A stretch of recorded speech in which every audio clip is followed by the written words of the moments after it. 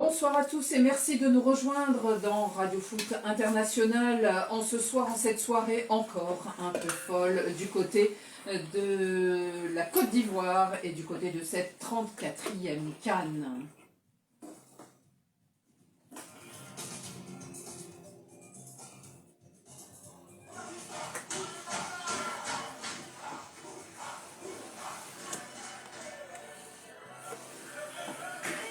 Une folie camerounaise pour un soir de folie. Rémi Ngono aussi, est dans un soir de folie. C'était dans les vestiaires des Lions indomptables, vraiment indomptables. Les autres Lions de ce groupe, ceux du Sénégal, toujours en mode champion, ils ont battu les Guinéens du Sili par 2-0, les seuls pour l'instant à accumuler 9 points, premier du groupe C. Pour ce qui est des deux autres rencontres de l'autre groupe, il s'agit en l'occurrence du groupe D, l'Algérie est pour l'instant éliminée de cette compétition puisque la Mauritanie mène sur le score de 1-0 face à l'Algérie. Et puis de l'autre côté, eh bien, nous avons l'Angola qui mène face aux étalons du Burkina Faso. Mais évidemment, ce sera le fil rouge de cette émission. Demain, les léopards de RDC devront confirmer pour continuer l'Afrique du Sud. Perspective donc de ce qui se passera ou risque de se passer demain. Nous en parlerons dans cette émission avec nos invités. Alors, il est toujours là. Maintenant, il ne cache plus son maillot des Lions indomptables. et il a un grand sourire. Rémi Ngono, bonsoir. Bonsoir Annie, bonsoir à tout le monde. Vive le Cameroun. Ça va le cœur, Rémi? Ah oui, ça... Merci beaucoup d'être là. Vous aussi, vous êtes dans la folie de cette compétition. Je suis essoufflé. Je suis essoufflé. C'est compliqué. La Tunisie aura besoin de votre âme. David Finzel m'a aidé à préparer l'émission, la présente derrière la vitre. Laurent Salerno à ses côtés, à la réalisation. Radio Foot, c'est parti. Je ne me rappelle plus sur quel lieu de match il est. Il va frapper. Et le deuxième but Gambia. Et oui, c'est dedans pour les Scorpions. Surprise à Poitiers. Le Cameroun est mené 2-1 à même pas 5 minutes de la fin. Le Cameroun est quasiment épuisé. Impossible pour un Camerounais. Voilà le champion d'Afrique. Le but de Nairobi pour le Cameroun sur un centre à la barre de la droite. Quel match de folie. Là-bas pour saluer leurs supporters. Le Cameroun repasse devant 3-2.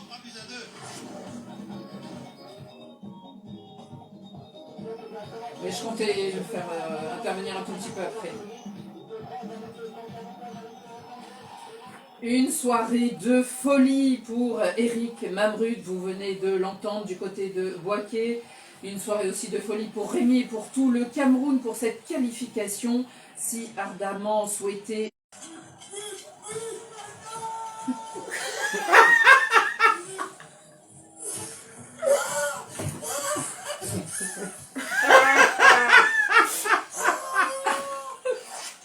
Alors c'était Rémi Ngono, bien sûr, au troisième but de cette folie totale.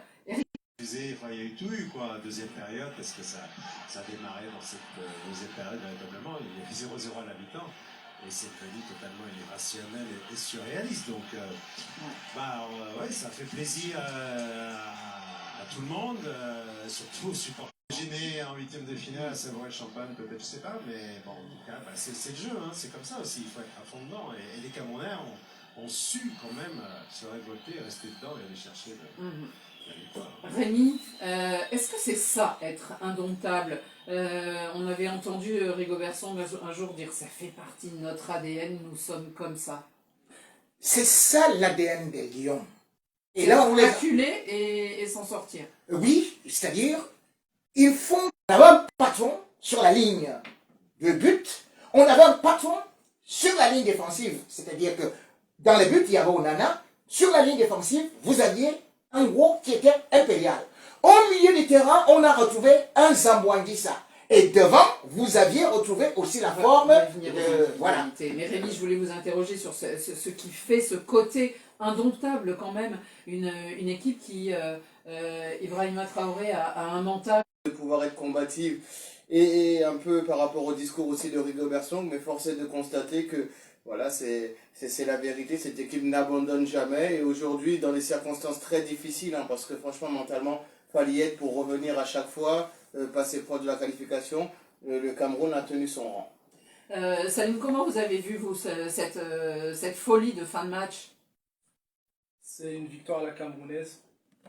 Très sincèrement, bon, après moi j'ai un œil extérieur, j'avais un petit peu moins de pression que Rémi, mais moi je voyais une victoire du Cameroun. Après le scénario, non, je pouvais pas. Hein, c'était imprévisible quand même. Ouais, je pouvais pas le prévoir. Par contre, je disais, très rapidement, Annie, avant l'émission, je disais à Rémi, depuis la CAN 2000 à aujourd'hui, il n'y a que 3 équipes qui ont sorti le Cameroun dans un match à élimination directe. C'est une équipe particulière dans cette compétition. Malgré les doutes, malgré les éventuelles polémiques, le Cameroun restera toujours le Cameroun. Eh bien écoutez, Rigobert Song, certains surnomment le provergologue, hein, parce qu'il est comme Rémi, il a des proverbes africains. Écoutez cette fameuse phrase qui avait lancé un peu sa légende. Vous savez, le danger, quand on sait qu'on est en danger, on l'est plus. Attention. Attention. C'est quand on ne sait pas qu'on est en danger, c'est là où on est En mes joueurs, qu'il a su leur transmettre ça, cette confiance, et évidemment le fait de jamais lâcher, parce que des joueurs qui lâchent un entraîneur, ils ne se battent pas comme ça jusqu'au bout. Évidemment, ils veulent défendre l'honneur du pays, ils savent que, bon, effectivement, mais s'ils venaient à perdre, c'est pas juste le sélectionneur qui aurait été vilipendé, eux aussi. Mais bon, depuis le temps, c'est dommage, mais maintenant, ce qui est bien, c'est que normalement ils sont lancés. Et, on a envie de voir la suite, on a envie d'une confirmation, pas juste un petit coup comme ça. Parce que, bon, je dis pas que c'est que la Gambie, mais oui, c'est pas le Nigeria. Maintenant, ça serait bien d'embrayer et de là avoir la même chose, en tout cas la même mentalité, la même envie. J'en viens à ce que vous avez déroulé maintenant avec les individualités. C'est vrai qu'on a vu quand même une équipe beaucoup plus solide sur les différentes lignes. Voilà, on a envie de voir, voilà, pas juste un petit coup comme ça, ok, magnifique, parce que sinon ça ne servira à rien, ça va être un huitième de finale. Ah oui, c'est ce qu'on peut se dire effectivement. Oui, et l'homme du match, trop là, on débriefe entre nous, Eric, je ne sais pas où il en est par rapport au match.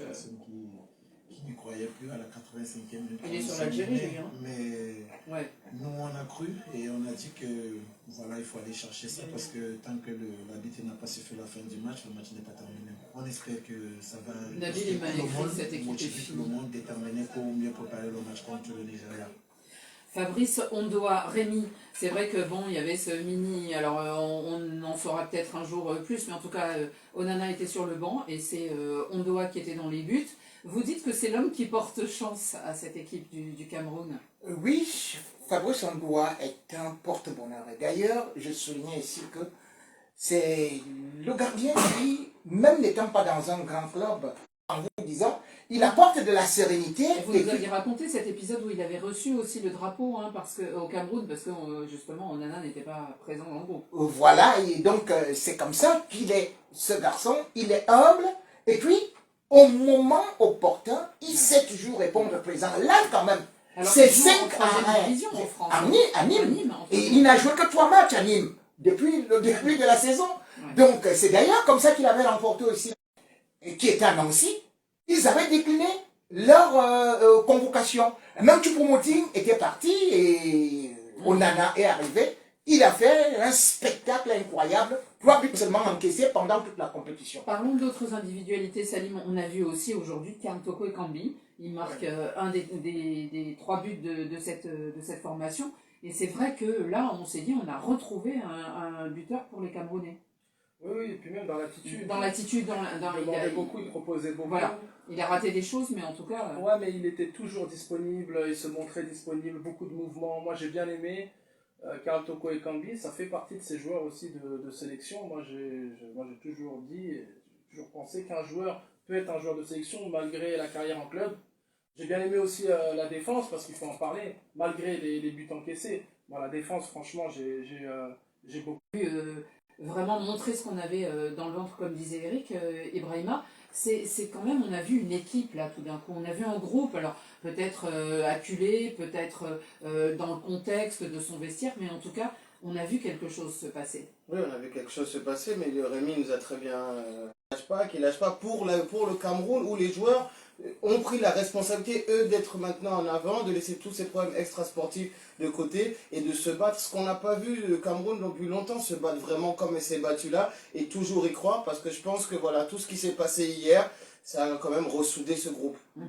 Rémi, est-ce que pour vous, on se souvient de la campagne de 2017, hein, on y fait tous un petit peu allusion, est-ce qu'il peut se passer, on va dire, quelque chose de semblable pour le Cameroun qui est, finalement, je crois que ce soir on peut le dire, toujours imprévisible? Le capitaine, qui cette fois-ci a joué comme on demande à Naples, il court un peu partout. C'est-à-dire que Zamwandi, ça était enfin le joueur qui mouille le maillot. Et puis, j'ai surtout aimé la métamorphose, comme j'ai dit, de Carleto Kouikambi, sans pour autant oublier que Magli, même s'il a été un peu maladroit, a quand même aussi mouillé le maillot. Pour moi, j'ai dit, cette équipe va retrouver aussi Vincent Aboubakar, même s'il en manque de compétition, il sera en huitième de finale, remake du huitième de finale de 2019. On avait assisté à un match magnifique, c'est une victoire du Nigeria 3-2. Là maintenant, est-ce que le Cameroun va réussir à éliminer le Nigeria? Je ne le sais pas. Mais tout à l'heure, je parlais de 3 équipes qui ont éliminé le Cameroun depuis la CAN 2000. Dans ces 3 équipes-là, il y avait la Côte d'Ivoire une fois en 2006, où le reste c'était soit l'Égypte, soit le Nigeria. Eric, c'est vous qui assisterez sans doute à ce Cameroun-Nigeria, ou peut-être, mais en tout cas, alors, ce ne sera pas vous, pardon. Mais vous savez à quoi ça me fait penser? Dites-nous. Vous étiez à peine né, Ali. Cameroun-Nigeria, finale 1984. Et c'était où? en Côte d'Ivoire. Merci beaucoup Eric, mais vous restez avec nous parce que vous êtes quand même face à un match là. un match de dingue. Il y a un naufrage en vue. Ils sont menés 1-0 par la Mauritanie. Ouais, mené. 20 minutes à jouer. Et un nul leur suffirait? Oui, pour passer normalement, effectivement, mais là on n'en prend pas de chemin, même si là il domine. Mais bon, on sent qu'elle est passée. La Mauritanie. Ouais. La Mauritanie qui pour l'instant n'avait jamais gagné de match, n'a jamais gagné de match jusqu'à présent dans cette phase finale de la CAN. Et on les voit, ils ont eu plusieurs occasions, ils ont été dangereux plusieurs fois. Vous nous avez au détriment du Chili. Là c'est Cédric, hein.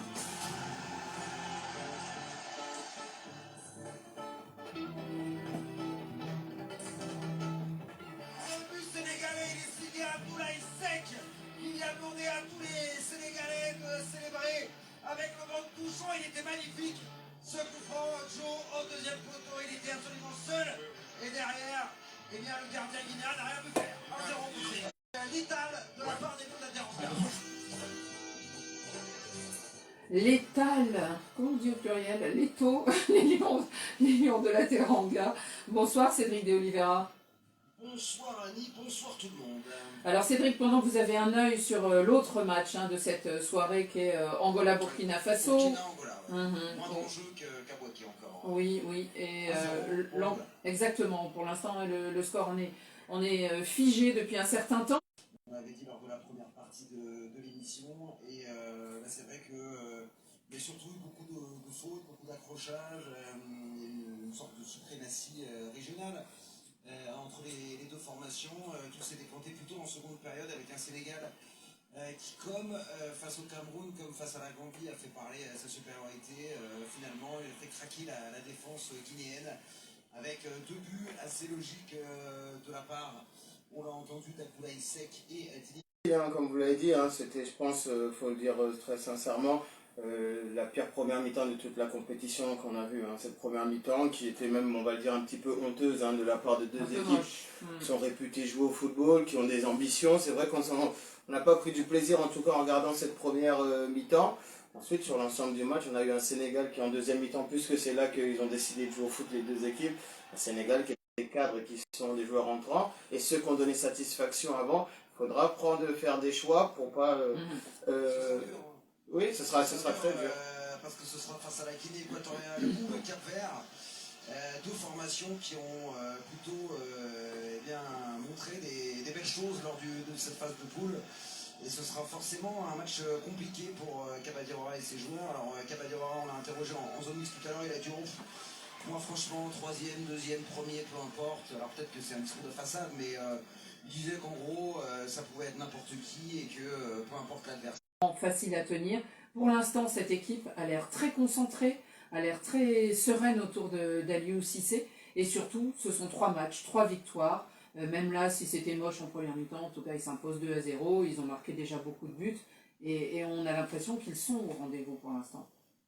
Effectivement, ils sont au rendez-vous. C'est la seule équipe à 9 points.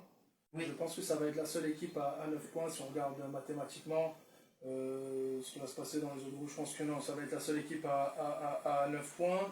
C'est une équipe solide. Je rappelle qu'Aliou Cissé est là depuis longtemps. Maintenant, il a fait la CAN 2010. Un mix entre la jeunesse et les cadres, les trentenaires. Ouais. Un bon Mendy dans les buts. Parce que peut-être qu'il a été en difficulté en club, que ce soit en Arabie Saoudite ou même un petit peu avant. Mais en sélection, c'est vraiment un gardien, c'est une valeur sûre. Aliou Cissé, son calme, j'aime sa sérénité. Et puis j'aime aussi c'est-à-dire la complémentarité des joueurs qui composent cet effectif. Rémi, comment ils vous apparaissent ces autres lions de votre groupe C, parce que ce sont eux qui ont terminé premier? Contre le Cameroun, j'étais impressionné. Contre la Guinée, le Sénégal m'a déçu. Pourquoi? Parce que d'abord, cette sérénité dont vous parlez, il n'y en avait pas. Preuve. C'était le premier match, Rémi. Oui, mais là, j'ai dit, nous sommes au 3e match. Mais quand je j'ai vu. Je pense qu'ils se sont rassurés, peut-être. Non, j'étais inquiet. J'étais inquiet parce que d'abord, j'ai vu le nombre de fautes commises. C'est 31 fautes de tous les deux côtés, donc 15 commises par le Sénégal qui s'en sort derrière avec, je crois, 2 cartons jaunes. Je n'ai pas vu cette sérénité-là et surtout cette précision de passe. Oui. Et puis, en même temps, j'ai dit, il faut faire danger. Parce que le Sénégal, justement, vient de se mettre en danger. Vous voulez nous passer la petite phrase de... Ah oui, de Rigobert. C'est-à-dire, C'est-à-dire, j'ai vu plutôt que là, par rapport aux Lions indomptables, ils n'étaient pas dominateurs, même si ils n'ont eu que 2 tirs cadrés. 2. On me dit, ils ont dominé, mais c'est 2 tirs cadrés, 2 buts. Ibrahima, sur cette équipe. Oui, allez-y, Cédric. C'est bien Vous les avez tous vus jouer. Non, mais c'est bien la vraie plus-value de cette équipe. Eh oui. Moi, je suis pas trop d'accord avec ce que vient de dire Rémi. C'est vrai qu'on a vu 3 matchs et le Sénégal a l'impression qu'ils ont eu de marge sur tous leurs adversaires. Alors, c'est vrai que la première mi-temps n'a pas été belle, on l'a dit, notamment à cause de ces duels et de ce côté un peu accrocheur. Mais vraiment, déjà, il va falloir être très très costaud pour aller les chercher. Et je préfère être un peu dans la situation du Sénégal qui a 9 points pour aborder son 8e de finale. Parce que si on a peur en étant le Sénégal là, après ce qu'on a montré sur les 3 matchs, qu'est-ce que devraient dire d'autres équipes? Donc je pense que... Rappelez-vous du Nigeria. Je ne sais plus qui disait en studio que Aliou Cissé avait été très très calme, était très serein. Clairement, c'est tout ce qui se dégage de cette équipe. De défense avec des blessures ou quoi que ce soit, ils ont encaissé qu'un seul but. Ils ont encaissé qu'un seul but et il fait des choix forts devant. Et moi, quand je vois comment tout ce groupe-là est derrière lui, je sens que c'est l'équipe dans l'état d'esprit qui est la plus en avance de toutes les autres. Le bilan finalement de ce groupe, Cédric de Oliveira, vous qui l'avez notamment suivi, pour ce qui est du classement, vous n'êtes pas vraiment surpris finalement. On se retrouve avec Lyon et puis le Chili et la Gambie. Ah si, moi je suis surpris de la deuxième place du Cameroun. Oui, sur ce qu'on a vu. Alors certes, le Cameroun a gagné aujourd'hui face à la Gambie, mais j'ai envie de vous dire encore heureux. Parce que s'il y avait bien une équipe à battre, c'était les Gambiens. Et moi, les Camerounais, alors certes ils s'en sortent grâce à une meilleure différence de but et un peu à l'énergie. But en 3 matchs. Et ils vont jouer une équipe du Nigeria qui a quand même d'autres attaquants de qualité autre. Je vais juste mentionner Victor Osimhen par exemple. C'est pas les attaquants gambiens, c'est pas les attaquants guinéens non plus. En tout cas sur ce qu'on a vu lors de la première phase de poule. Après, moi je suis là juste pour dire ce que j'ai vu. Bien sûr. Commencer à faire des pronostics, c'est pas mon Non. Mais j'espère que le Cameroun, j'espère pour les supporters camerounais que cette équipe est capable de montrer autre chose. Mais déjà l'avoir deuxième par rapport aux prestations qu'elle a montrées, en tout cas à Yamoussoukro et à Boké, c'est déjà plutôt une belle performance. Oui. Parce que dans l'idée, la Guinée, pour moi, m'a paru un petit peu plus solide. Alors voilà, elle a terminé meilleure troisième. C'est un petit peu cruel, je trouve, pour elle. Salim Layouni, parlons de la Gambie un instant, simplement parce que durant la conférence de presse, les Gambiens peut-être mal récompensés aussi de ce parcours cette fois. Bon, ouais, c'est vrai qu'ils sortaient d'un quart de finale de la dernière CAN. Après, il y a eu Le temps a passé. il y a eu ces problèmes aussi, l'incident dans l'avion. Je pense que pour les premières journées, c'était compliqué de rentrer dans la Le premier compétition. match, Ils au ont moins. quand même vécu un traumatisme. Rappelons cet avion où il n'y avait pas assez d'oxygène, qui a volé 9 minutes et ça aurait pu être très grave pour... Qui a dû faire demi-tour. Voilà, donc il ne s'était pas préparé de la meilleure des manières.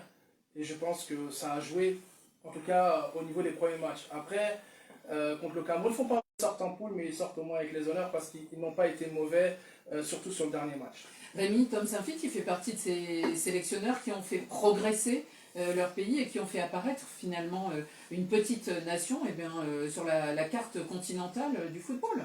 Oui, carrément, parce que cette équipe de Gambie, surtout, ce qu'elle a eu produit encore aujourd'hui, c'était magnifique. Je savais que les 2 buts, il faut savoir que c'est parce qu'elle joue.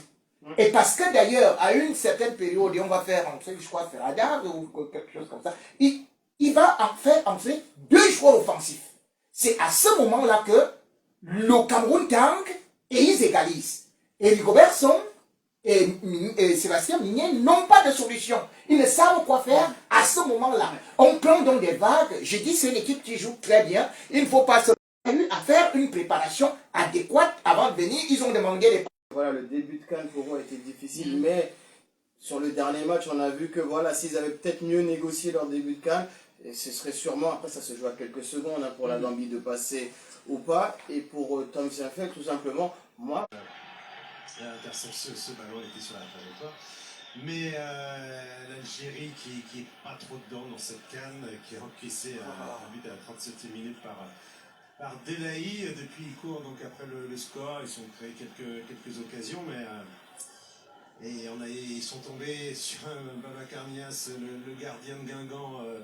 Évidemment, Etani, incroyable, il a effectué 2 parades énormes. Là, sur une tête et puis sur une reprise vraiment à bout portant de Maïssa Mendy, le but était tout fait. Mais il est tellement immense, il a des bras. Je l'ai croisé en zone mixte, ses jambes, c'est même pas mon bras. Et Dieu sait que je suis pas costaud, je suis musclé comme un flan en pruneau. C'est hallucinant, quoi. Les jambes, c'est des baguettes. Mais bon, pour un gardien, c'est bien, il saute les griffes, les pattes de flamant rose. Et là, il y a eu du bras, enfin bon, incroyable. Et pour l'instant, la Mauritanie... Mauritanie gagne, elle est meilleure troisième, c'est sûr et certain, donc elle sera qualifiée, puisqu'elle a de toute manière, si elle gagne, une meilleure différence de but que la Côte d'Ivoire.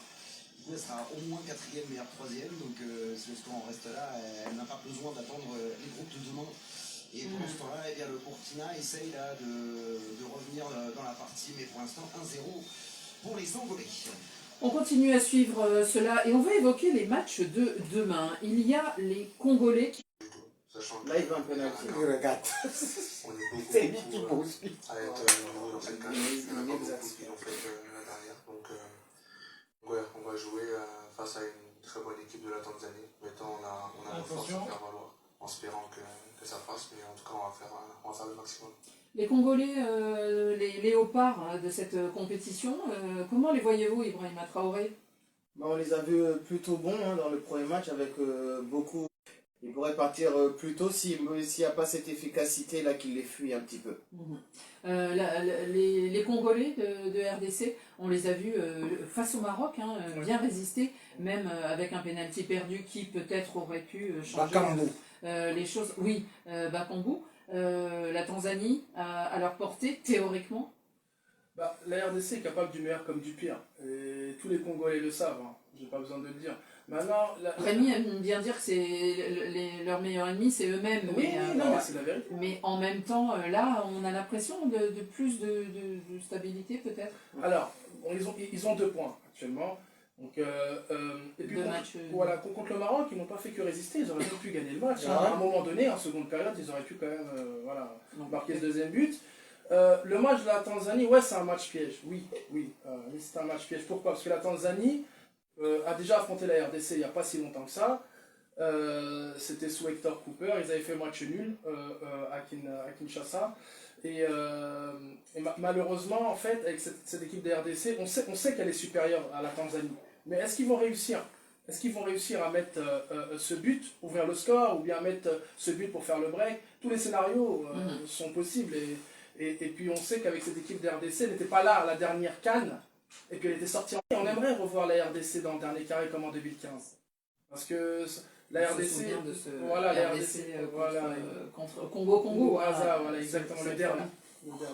Dans le même groupe, nous aurons le Maroc qui, lui, a une victoire et un match nul, est déjà qualifié, et ça sera contre la Zambie. Je voulais aussi qu'on évoque ce match, Salim, entre la Tunisie et l'Afrique du Sud. Ouais. Parce que là, la Tunisie, elle est mal partie, elle a un seul point, et elle se retrouve face à l'Afrique du Sud qui se sent un peu pousser des ailes.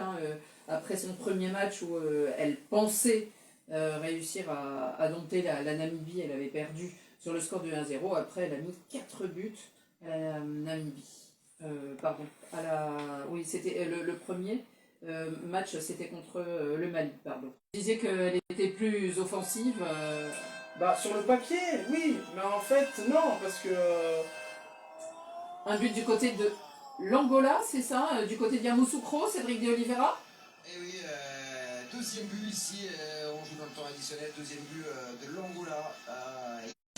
Ça fait donc 2-0 pour l'Angola.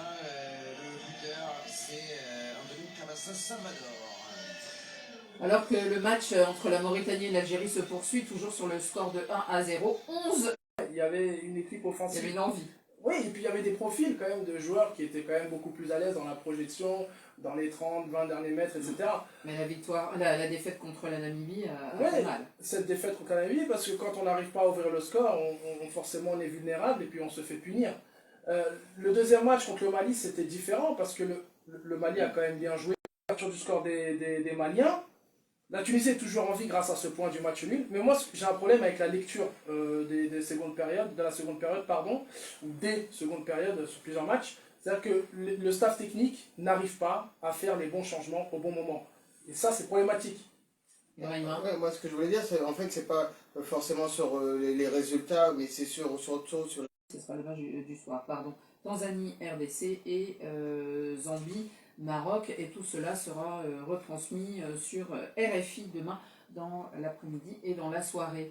Revenons et terminons bien sur les matchs auxquels on assiste en ce moment, et on a l'impression que la Namibie tient encore.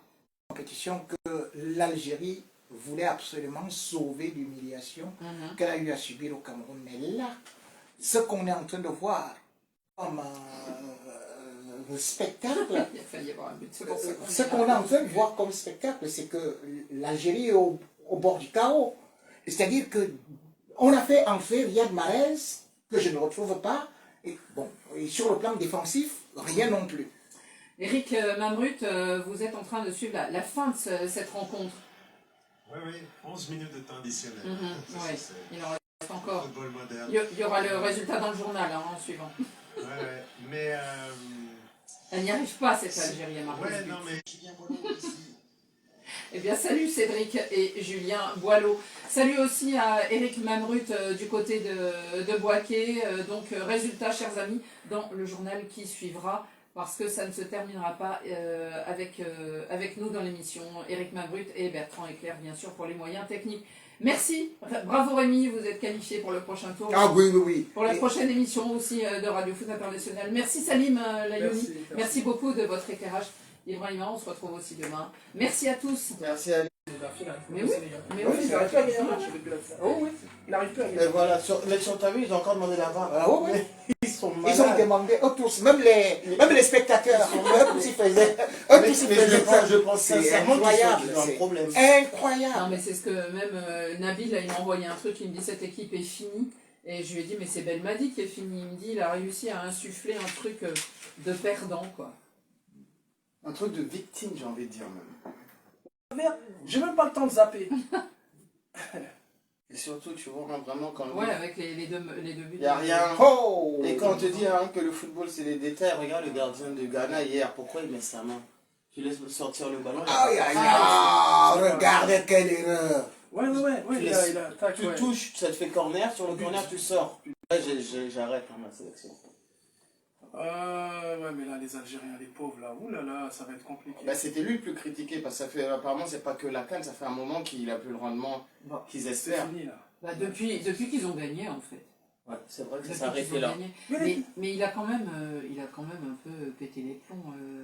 Belmadi, c'est cru le roi du monde. Un peu beaucoup, oui. Ah ouais. Trop de largesse, trop de liberté. Mais soutenu, il a ramené tout un peuple avec lui dans ça. Ouais. Non, mais Personne pour lui dire non, mais à un moment ouais. ça suffit. Ouais. Non, mais surtout, il leur a mis dans la tête, et Nabil, quand il va en Algérie, tu vois, mais ils sont là, Quel tout le exploit. monde est contre nous, Exactement. c'était truqué, tu vois, des trucs... Allez, dégage, c'est fini. Ça fait 11, tu vas pas mettre du froid. C'est fini. C'est fini, c'est fini, c'est fini. Quel exploit. Quel exploit. Oui, remets-lui un 1-2, il n'y a pas hors-jeu. Il y a pas hors-jeu. Et c'est fini là, par contre, qu'est-ce qu'il attend par contre? Oh, ça, il va encore trouver un truc... C'est fini, là. Ils arrivent Mais plus, pourquoi, là. mais pourquoi il n'arrête pas? Non, mais l'arbitre est obligé de siffler, là. Il est obligé. Attends, il donne 11 minutes et dans les Il y a 11 minutes, 12, il là. te donne encore du temps additionnel. C'est n'importe quoi. Bah, hier, c'est comme ça qu'il y en avait eu... C'est fini, Ça y est, c'est incroyable. Il y en avait eu 12 au lieu de 6 hier, des minutes en plus. Alors là, celle-là, là. Celle-là. Celle-là, là. Ouh là là là là. Pour moi, c'est le plus incroyable que j'ai vu. On écouter en Mauritanie Amir Abdou qui était venu et tout ça. Ah, il pousse là, franchement. Pour évoquer ces sujets, il y a donc nos envoyés spéciaux sur le terrain. Et puis dans ce studio, nous avons un pachyderme guinéen et un lion camerounais. Bonjour Ibrahima Traoré. Bonjour Annie. Vous avez l'air tranquille. Ouais, ça va. Moi, ça va. Qu'est-ce que votre voisin, c'est ça? Bonjour Rémi Bono. Ah, pour une fois, je viens modestement, admirant un Guinéen. Qui l'eût cru? Qui l'eût cru? Les temps changent. Les époques ont changé. Et surtout avec dans votre besace des histoires, vous nous avez donné 1000 eau à la bouche, on va dire, avant l'émission, et on va voir cela d'ici peu. David Finzel m'a aidé à préparer l'émission et Laurent Salerno est à la réalisation. Radio Foot, c'est parti.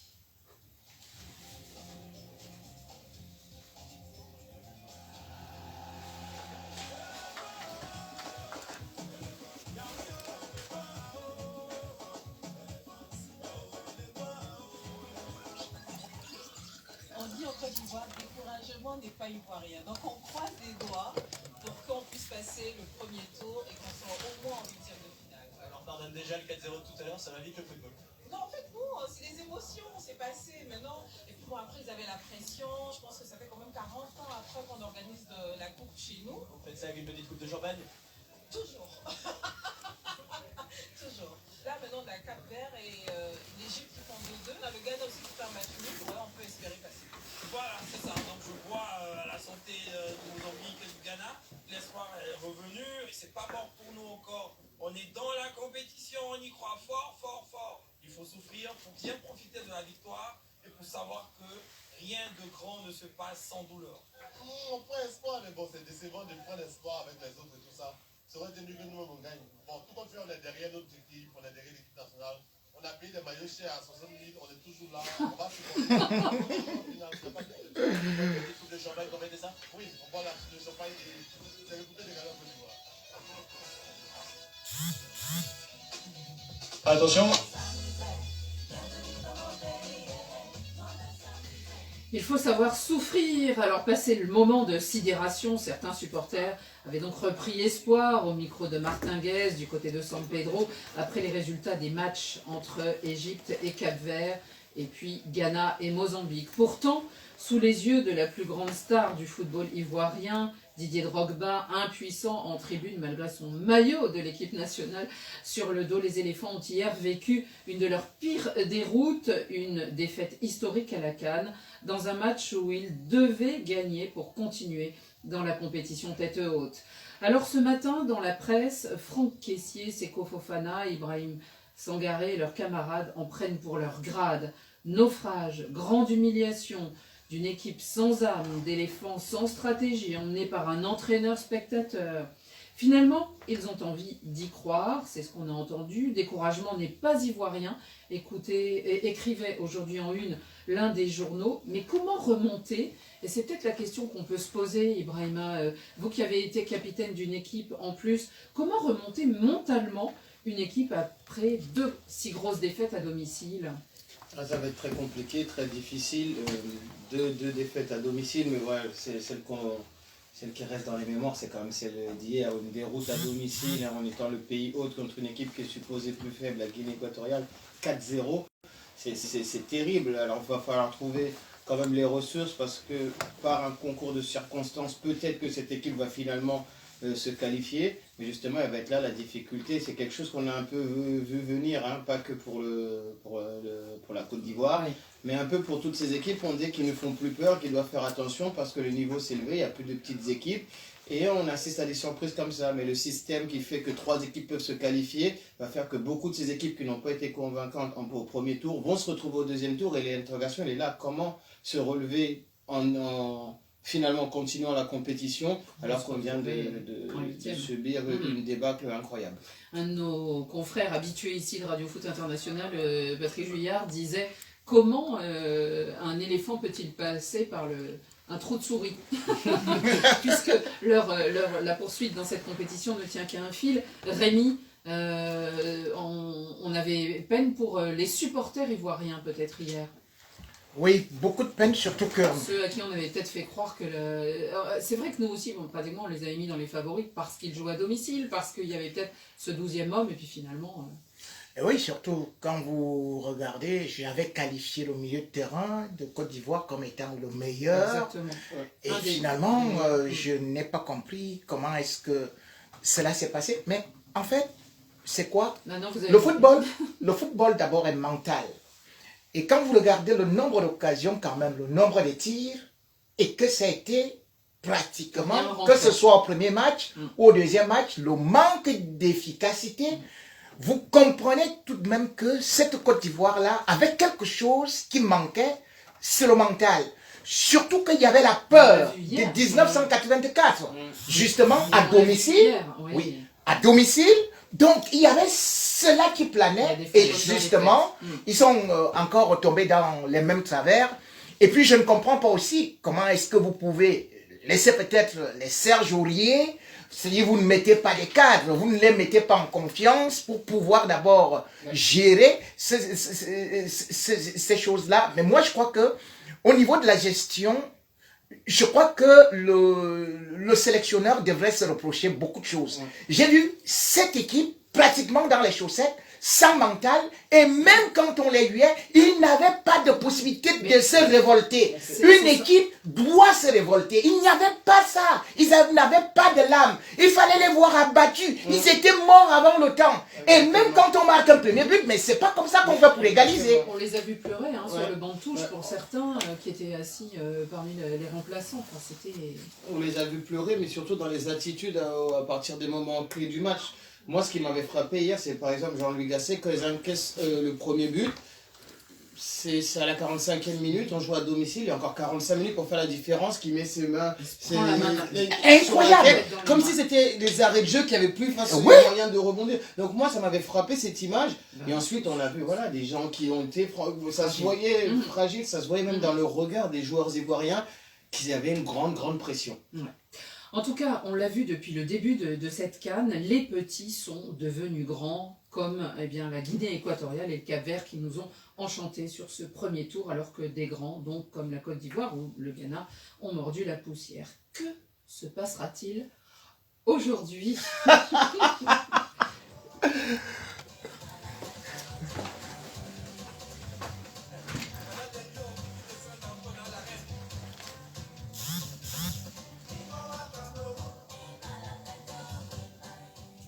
Des Lions indomptables qui jouent gros cet après-midi. Une victoire contre les Scorpions de Gambie réglerait le problème, leur assurerait une place en 8e de finale, alors qu'un match nul les mettrait en péril ou les éliminerait. Après leur sévère défaite face aux Lions du Sénégal, les Camerounais ont donc l'occasion de se racheter aux yeux de leurs supporters comme du public de cette CAN, une occasion que veut saisir le sélectionneur Rigobert Song. Il est au micro d'Éric Mamrut qu'on retrouve juste après.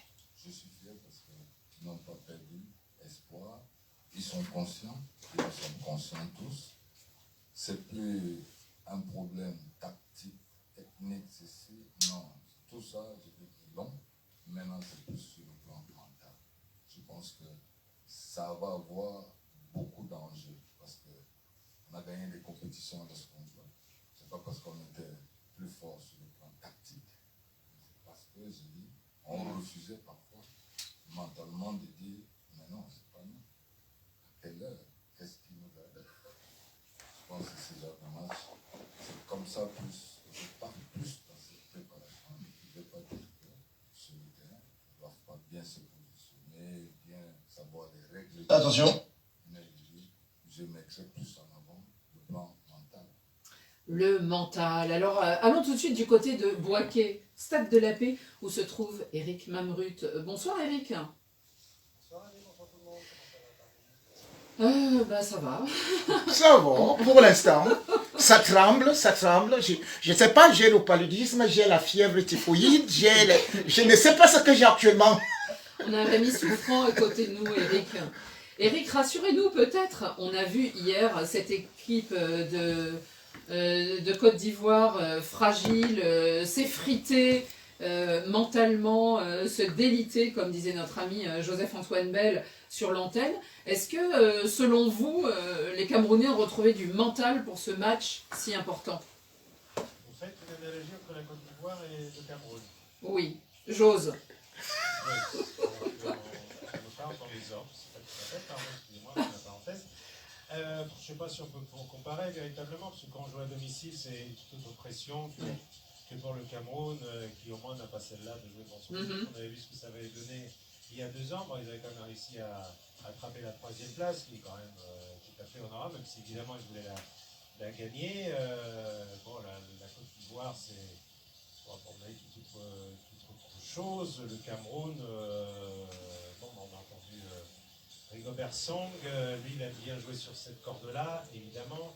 Le mental, le Emlé, on connaît la chanson maintenant, évidemment. Le lion a ça en lui, le lion indomptable. Cette rage de vaincre qui fait que quand on le croit mort, eh bien, il ressuscite. Mais on ne l'a pas vu contre le Sénégal. Mais il n'est pas encore tout à fait mort, c'est pour ça. Là, c'est le moment. Et il compte là-dessus. Évidemment, après, il y a quelques références qui viennent en faveur du Cameroun. Version Rigobert Song, la qualification pour le mondial acquise en Algérie à Vida. Il est extrémiste, certes, avec les buts fameux de Togo et Cambi, qui ont battu le Brésil, qu'il aurait dit à la Coupe du Monde. Bon, parfois, le Cameroun se réveille comme ça, ou se surpasse, parce que son niveau moyen n'est pas celui pour l'instant de celui qu'il pouvait avoir dans ses années de gloire. Mais oui, le lion camerounais ne meurt jamais d'or, oui. Pas encore totalement, quoi. Ouais. Rémi, est-ce que mentalement vous avez la sensation que ces Lions ont digéré les 2 premiers matchs? Ce sera difficile de le dire. Il est vrai que au regard des images, on a vu certains danser, et là, ça m'a encore effrayé. Parce que justement, quand certains ne se mettent pas dans des conditions, quand ils ne se disent pas que les temps sont graves, et qu'ils se mettent à danser plutôt, je me dis, ce n'est pas ça l'esprit des Lions. Parce qu'il faut savoir aujourd'hui que les Lions que nous avons ne se connaissent pas. Parce que, vous regardez par exemple, ceux-là qui ont joué, 11 n'ont jamais joué la CAN.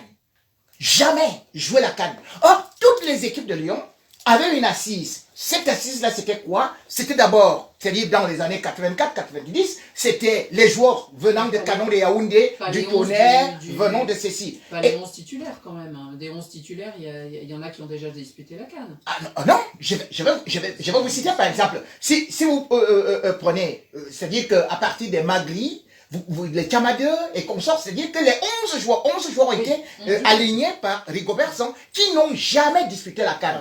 Or, il avait la possibilité également, puisque il était en Coupe du Monde, il avait déjà un certain bloc. Il pouvait venir aussi avec eux. Cela, malheureusement, ils ont été écartés. Ça fait qu'aujourd'hui, ils sont en train de se découvrir. Et c'est pour ça que je trouve que ce n'est pas des gars qui connaissent la compétition. Ils sont en train de découvrir la compétition. Ils sont en train de découvrir l'esprit lion. Cet esprit, voilà.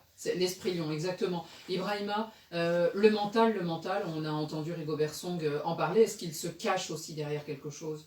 Moi, je trouve que la grande erreur en fait qui fait Rigobert Song, c'est de comparer ou avoir envie d'avoir cet ADN que le Cameroun a toujours dit. Vous étiez très fort mentalement. Lui, il le répète parce qu'il a gagné des compétitions, il était capitaine, donc il sait de quoi il parle. Et justement, je trouve pas dans la transmission à son groupe, quand on a un entraîneur qui a gagné autant, qui a vécu autant par rapport au mental et avec des équipes très fortes des Lions, de ne pas réussir à transmettre ça à son groupe et ensuite venir de dire maintenant ça va être une question de mental, mais celui qui doit inculquer ce mental-là et qui est le mieux placé pour le faire, c'est lui. C'est Rigobert Song. Mais alors, quand ils viennent nous le dire, c'est bien beau. Ça peut marcher encore une fois, hein, parce que c'est un match contre la Gambie. Donc oui, on s'imagine que le Cameroun peut battre la Gambie et se qualifier. Ça peut marcher. Mais en fait, on parle depuis que Rigobert Song est arrivé. Et s'il est là le problème, c'est pas seulement par coup, par match, où il s'en sort et ensuite ça fait une qualification pour la Coupe du Monde et ça passe. C'est sur le long terme. Alors justement, vous parliez de la Gambie, c'est l'adversaire du soir. Peut-être que c'est la chance des Camerounais parce que ils ont enregistré déjà 2 défaites. Cette équipe qui avait surpris pour sa première participation au Cameroun il y a 2 ans. Écoutons Tom Saint-Fit, le sélectionneur à votre micro hier. Eric, il était très modeste. Normalement, notre jeu avec l'autre équipe à le ballon, on n'est pas... On revient sur le match. Cameroun, Sénégal, en position de ballon. Oui, il n'est pas coupé, quoi. Non, j'ai eu peur là, quand j'ai plus entendu le bruit. Mais il créait des occasions, les matchs de but. Cameroun a seulement 4 tirs au but dans 2 matchs, mais il marque 2 fois. Défendre contre Cameroun, c'est très très difficile, sûrement pour un pays comme nous. Mais on va faire 35, je pense. On ne peut pas créer 35, 37. des vraies occasions. Attention. On va plus vite contre-attaque pour créer des occasions pour nous. Eric Mambrut, on parlait du mental, maintenant parlons du sportif, parlons de la tactique, parlons de cette équipe qui va affronter la Gambie. Comment est-ce que vous les voyez, quels vont être leurs atouts? C'est un peu compliqué pour la Gambie qui avait fait la surprise il y a 2 ans au Cameroun en atteignant les quarts de finale à sa toute première participation. Mais l'équipe, depuis, elle a changé, elle s'est quand même affaiblie. Il y en a qui ont arrêté, il y en a qui ne sont plus titulaires dans leur club. Donc, elle est moins forte. Elle est moins forte sur le papier. En plus, la fédération gambienne a peu de moyens, donc elle ne peut pas offrir à son équipe matchs amicaux. Ils n'ont pas joué en 2023, donc ça n'aide pas quand même. Là, il reste quand même, mine de rien, sur 4 défaites d'affilée. Donc, les 2 ici, durant le tournoi, face au Sénégal et face à la Guinée. Avant, il y avait eu 2 défaites en éliminatoire de la Coupe du Monde 2026. Alors, bon, une défaite honorable face à la Côte d'Ivoire, mais juste avant, ils avaient perdu face au Burundi. Le plus mauvais match de l'ère Tom Saint-Fit, selon le Belge.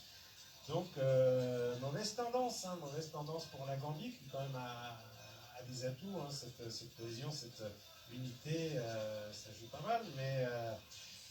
Et donc le Cameroun, on imagine, va essayer d'en profiter.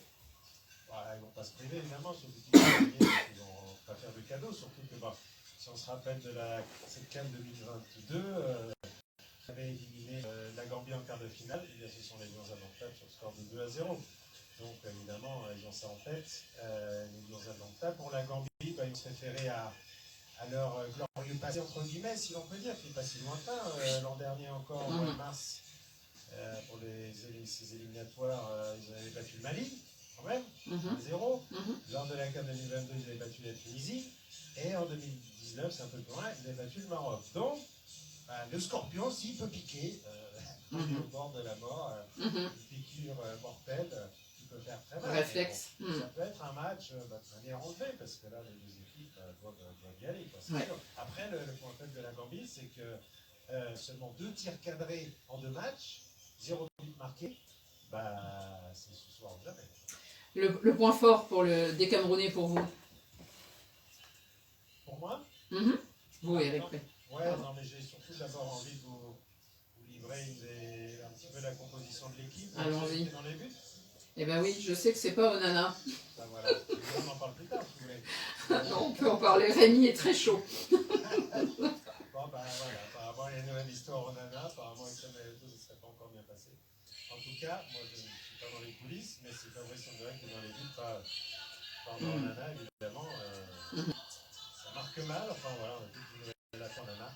Mais le point fort du Cameroun, non, c'est cet ADN, on le sait, de la victoire, 5 Coupes d'Afrique, c'est là, c'est présent, c'est ça qui est beau, transmis de génération en génération. C'est un transmetteur, Rigobert Song, c'est pour ça, justement, souffler cet esprit de victoire. On va voir si ça suffit, parce qu'à un moment donné, quand même, il faut bien jouer au football et il faut mettre des buts. Exactement. La bête blessée. Alors Rémi, racontez-nous pourquoi André Onana, arrivé en retard, qui n'a pas joué le premier match, on le sait, qui était là pour le deuxième et pour cette défaite face au Sénégal, pourquoi n'est-il pas dans les buts au troisième match? Je vous avais dit que avec André Onana et Samuel Eto'o, et même Rigobert Song, ils ne se parlent pas. C'est comment vous pouvez jouer dans une équipe où, par exemple, vous ne pouvez pas adresser la parole à un président qui descend dans les coulisses. Et justement, hier, il y a eu ces attitudes-là on devait essayer de calmer le feu parce qu'il y a l'incendie dans la tanière. Alors, entre les joueurs, ils ne parlent pas aux joueurs non plus? Non, il y a des groupes, donc ils parlent par exemple à Zambouanguissa, ils parlent à Clinton Dié, et les autres, c'est presque pas ça. Donc maintenant, les deux capitaines, on peut le dire, c'est-à-dire que ceux qui sont anciens, Aboubacar Vincent, et aussi Zambouanguissa, ont décidé d'aller le voir et de lui dire il faut que voilà, non, ils sont allés d'abord voir Onana. Ils lui ont dit l'ambiance n'est pas bonne et là on est en train de pourrir la compétition. Donc la réunion a eu cette tenue tard dans la nuit et finalement les joueurs se sont réunis eux également. Ils se sont dit bon, à l'allure où les choses vont, on trouve qu'il faudrait dire au coach qu'on n'est pas disposé à jouer.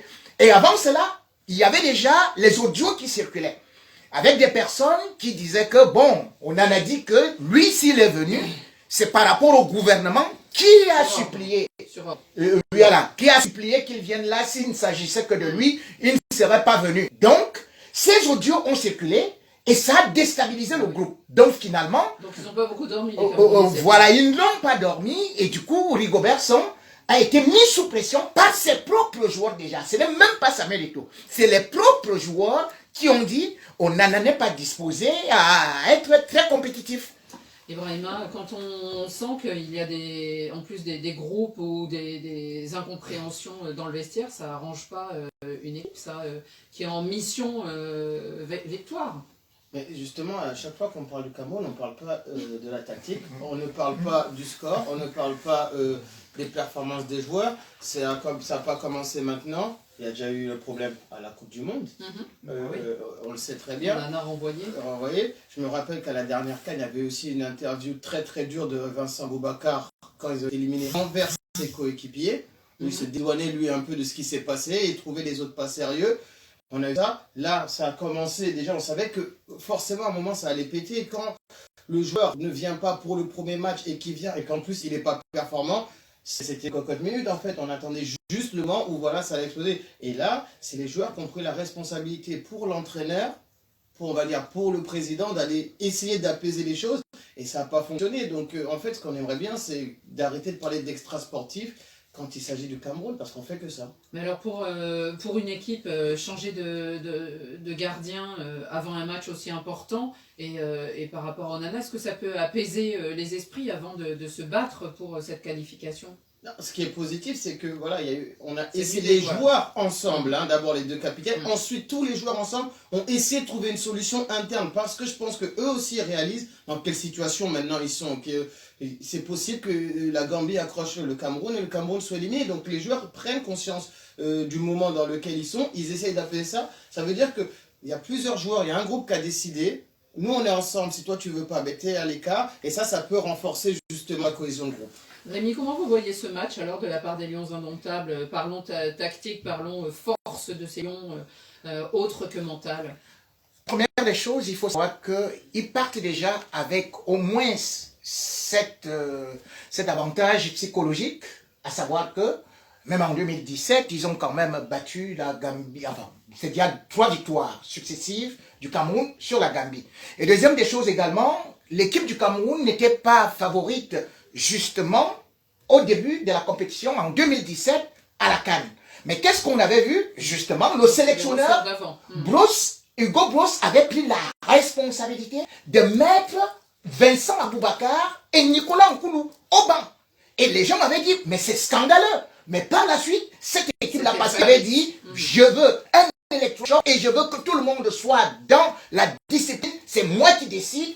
Et finalement, ça avait bien marché. Donc, je me dis que peut-être, certainement, cette piqûre de rappel pourrait réveiller enfin des lions immoutables dont il ne reste plus que la crinière. Eric, est-ce qu'il y a du monde dans votre stade de la paix du côté de Boaké où vous allez assurer la transmission de ce match? Le stade de la paix il est grand déjà, 40 000 personnes, donc quand il n'est pas rempli, ça se voit, forcément, et là, c'est assez dégarni, en dépit de l'enjeu. À tout casser. Oula. Alors, il y a quand même un intérêt pour les Ivoiriens ce match, faut le rappeler, parce qu'il peut faire le bonheur en fonction de son résultat des éléphants de Côte d'Ivoire. Si un match nul, les éléphants sont qualifiés. Et oui, on est dans le calcul.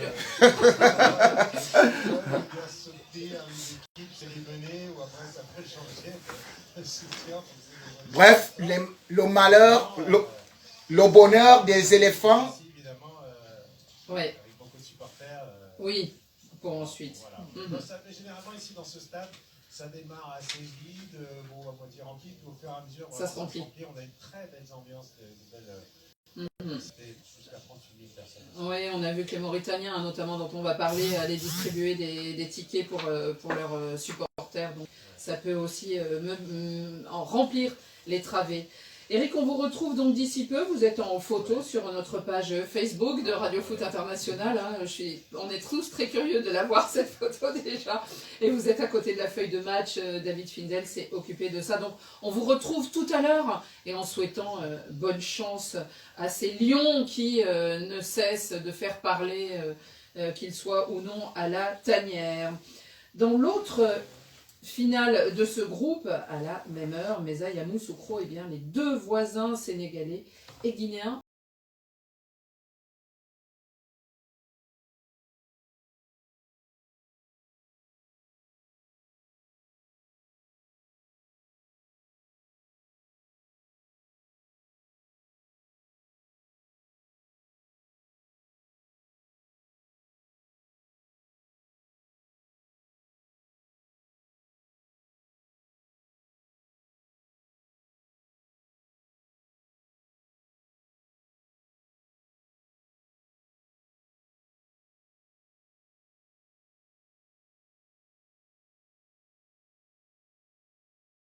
sauter ou pleurer de joie, bien sûr. Le Sili national a plutôt bien réussi dans ce groupe difficile. Deuxième place, après un nul contre le Cameroun et une victoire arrachée quand même, mais contre la Gambie. Pour les hommes de Kaba Diawara, un match important donc pour rester en Côte d'Ivoire. La première place est en jeu, voire la deuxième. Le sélectionneur de la Guinée est au micro de Cédric De Oliveira qu'on va retrouver juste après. Moi j'ai envie de dire, peu importe qui vient, nous on est préparé en conséquence. On est costaud, bien sûr qu'on est costaud, je veux dire, voilà. On est bien préparé, on a 2 ans de plus et on a envie d'aller très très loin. Donc ramenez qui vous voulez en fait. Attention. C'est pareil pour nous et puis on a vraiment de la conviction qu'on peut y arriver. Cédric De Oliveira, bonjour. Bonjour Annie, bonjour tout le monde. Alors vous êtes du côté de Yamoussoukro, au stade Charles Konan Bani. Cédric, pareil, du monde autour de vous, parce que le coup d'envoi va bientôt être donné. On sent un petit sourire dans la voix de Kaba Diawara. Certes,